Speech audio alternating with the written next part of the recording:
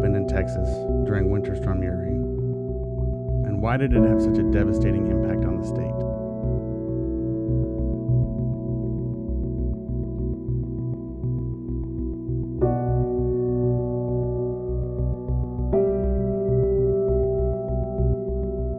Was it the fault of the renewable energy?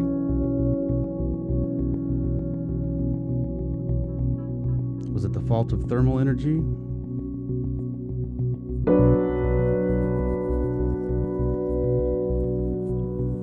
Was it the grid companies? Was it the regulatory agencies?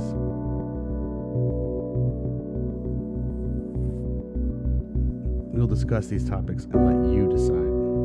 Welcome to Patriot Party News. First, we're going to get into the timeline. In the middle of January, entities begin to warn that unusually cold temperatures are expected in the forecast. Large energy providers prepare for extreme weather. ERCOT, the Electric Reliability Council of Texas, decides to conduct weatherization audits remotely over Zoom due to COVID concerns. NRG's Mauricio Gutierrez would later testify that these audits were not sufficient.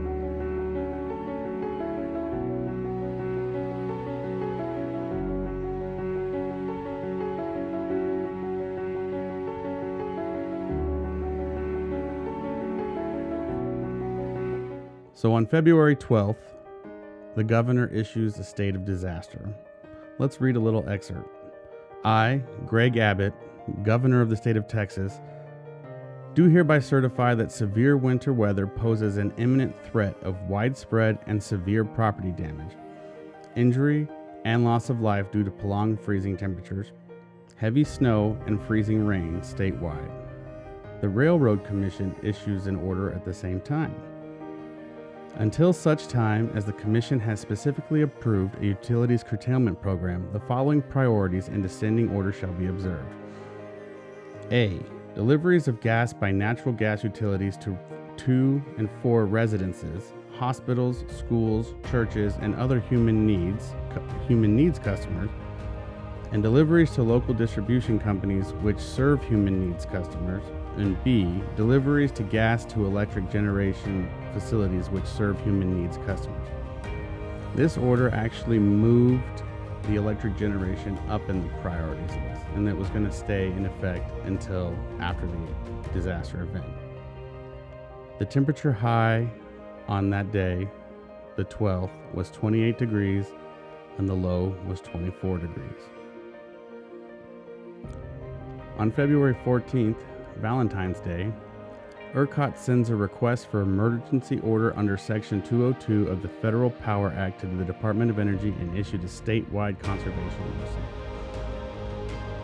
ERCOT is in the beginning stages of an unprecedented cold weather event brought on by a rare southward excursion of the jet stream into the south central United States.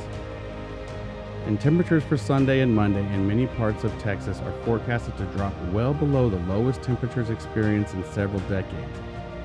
And abnormally low temperatures are expected to persist for several more days. This weather event will impact the entire ERCOT region and is expected to result in record winter electricity demand that will exceed even ERCOT's most extreme seasonal load forecast.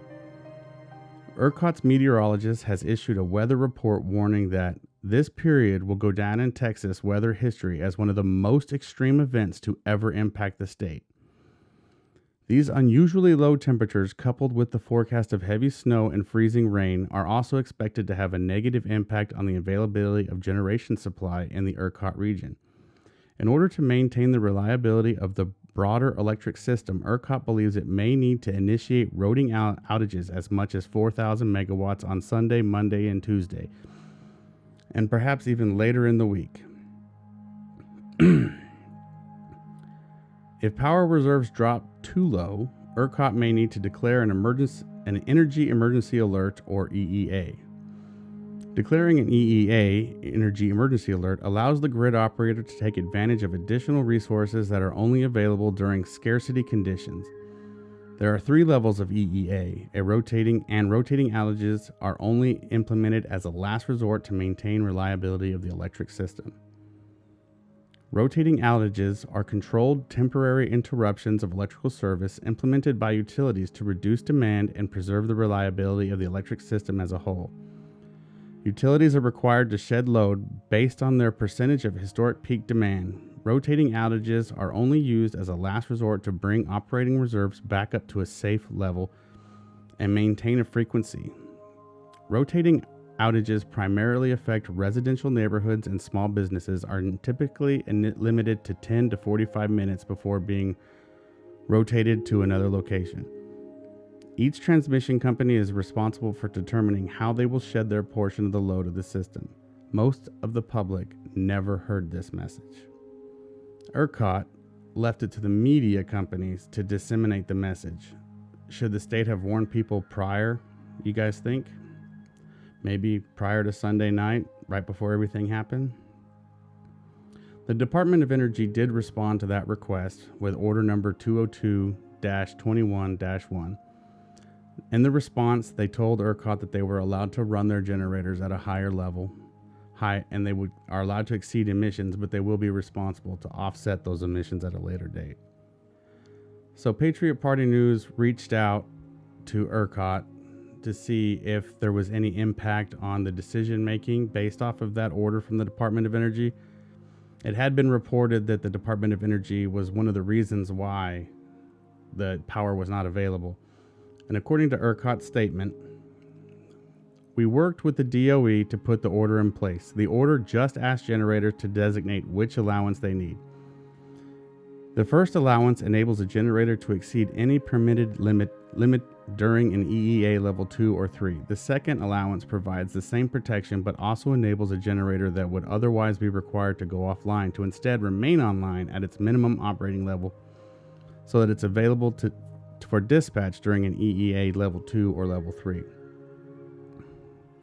So the high on the 14th was 22 and the low was 11. So this is when things start to get interesting. February 15th at 12:17 a.m., ERCOT issues EEA Level 1 announcement. The reserves fall below 2,300 megawatts and there's no rotating outages. Now quickly, at 1:07 a.m., just 50 minutes after the EEA 1 is announced, they announce EEA Level 2. That means that their reserves are below 1,750 megawatts. Load resources are being deployed. There may be a need to implement rotating outages. ERCOT is urging consumers and businesses to reduce electricity use. Now, this warning came at 1 o'clock in the morning. So do you think that there was anybody awake to actually implement these conservation measures? No. Some of the larger companies did power down and brought their own generators online because ERCOT has a system where they ask all of these big utilities to practice this, shutting down from the main line and then bringing up their generators. But what happens next occurred so quickly that there was no way that this could have happened.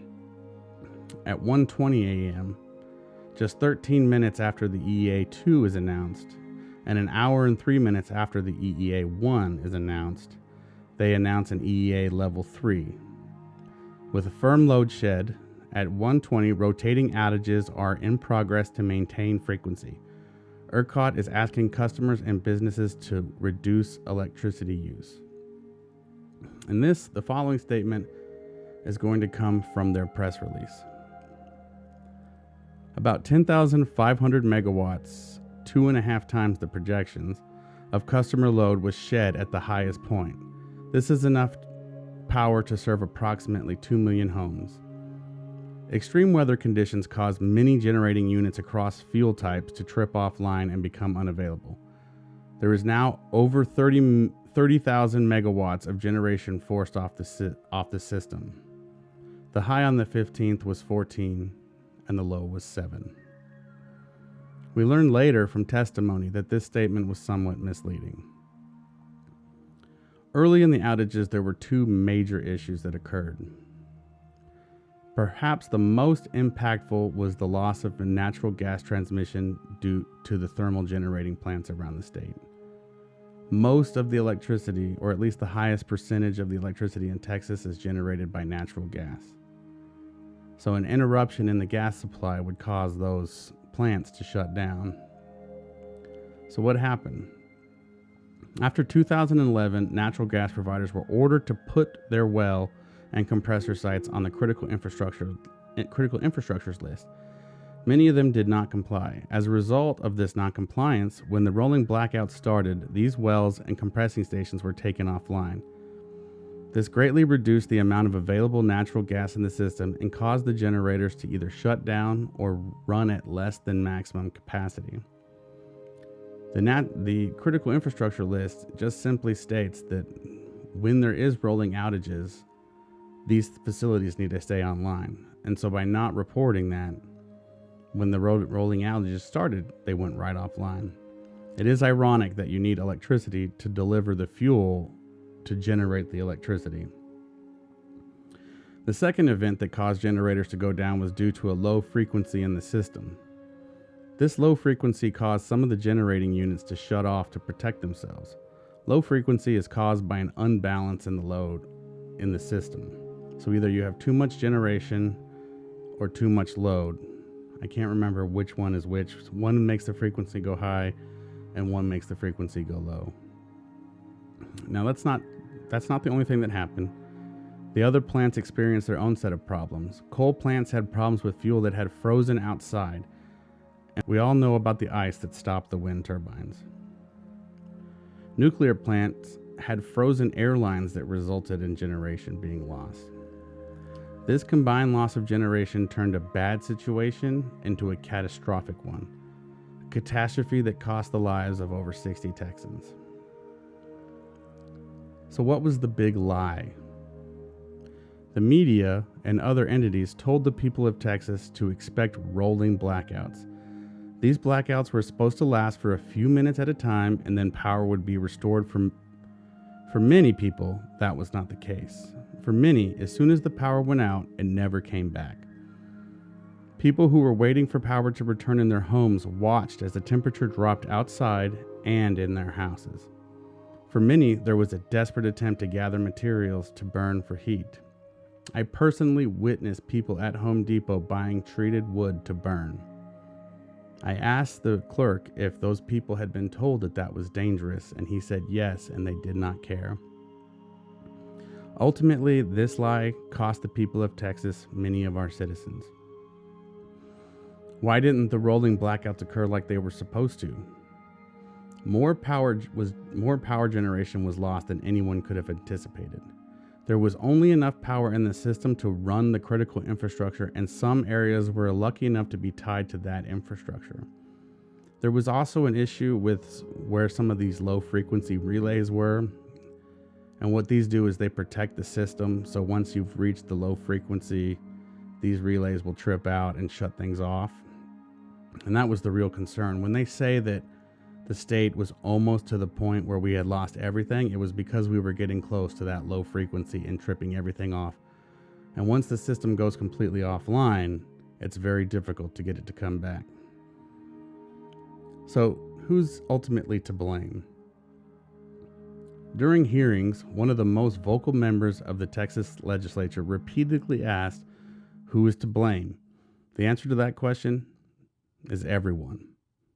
Let us break it down by sector. Let's start with the generators.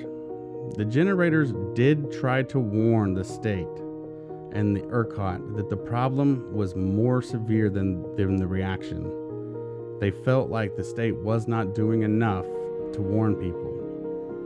But instead of taking effort and actually doing it themselves, they said they didn't want to warn the people because they didn't want to cause a panic. And I understand that, and I wouldn't want to be liable for that either.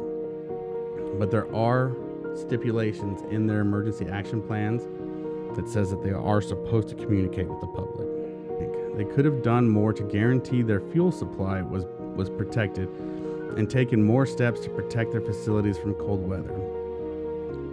Could have had a better plan to get personnel to sites that were blocked off by snow. We heard stories of helicopters that were delivering people to the site because all the roads were blocked. There could have been more activity on that front up front. Retailers, the people that actually process your bill, they did not do a sufficient job to warn the customers and prepare them for what was known to be an unprecedented weather event. Grid operators, when the power started to roll off the grid, operators got a year's worth of phone calls in the span of a few hours. This caused their phone systems to crash and people were left without information for days. Now, ERCOT, as the entity responsible for the reliability of the grid in Texas, a lot of the blame can be placed at ERCOT's feet. They didn't do nearly enough to warn the people of Texas and to explain what was going to happen. They pretended to have no authority over the system, but during testimony, it was revealed that they had a lot more authority than they exercised.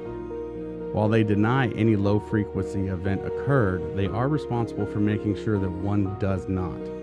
Perhaps their biggest failing was not getting the word out that the blackouts were not going to be rolling, that they were going to be permanent. The PUC, or the Public Utilities Commission of Texas, well, most people have never heard of ERCOT or the PUC before the events that unfolded in February 2021. They most certainly do now. The PUC is the government regulatory agency that is responsible for regulating ERCOT. Perhaps the greatest failing of all belongs to the PUC. During testimony, it was revealed that the PUC was responsible for auditing the emergency plans for ERCOT and the electric utilities. The head commissioner who testified before the state acted like she had no idea she had so much responsibility. I think it's very fair to say that the PUC dropped the ball. Now, the PUC is the government agency that's responsible for ERCOT, and ERCOT is a private nonprofit. So the PUC is staffed with 3 commissioners, and each one of those commissioners is appointed by the governor. So it's not a stretch to understand why the governor wasn't pointing that out. And Texas isn't out of the woods yet. Due to the way the market is organized, a lot of small electric generators in the states now have massive debt that they owe to the market. If there is not a large influx of cash into the system, those generators will have to go out of business. As the population in Texas continues to grow, electricity is becoming more and more important, which means we need to have more generators, not less. So the reason why these guys are in trouble is because when the electricity is being bid out and the market is being arranged, everyone tells ERCOT how much electricity they can provide the next day. It's the day after market. If those companies do not provide that power, they are liable for the cost to make up that power. And since the price of each megawatt went from $26 to $9,000, now these small entities are responsible for that much money. The ERCOT said that the first day of billing was $9 billion and the second day of billing was $10 billion. Many of these small electric utilities do not have that kind of money. So what are my final thoughts?